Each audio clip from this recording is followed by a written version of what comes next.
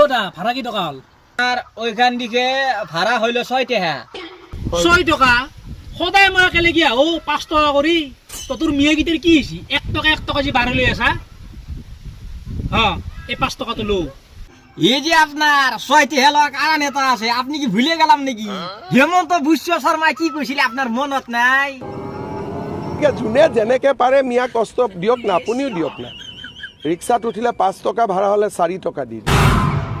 কম মাল নহয় তন্দে মিয়া গিটাই মামা 1 টাকা ভাড়া কমে দিয়া তনে 1 টাকা বাড়াই দিছে মোর 5 টাকা ভাড়া 6 টাকা করছে তেই মই 5 টাকা দিম।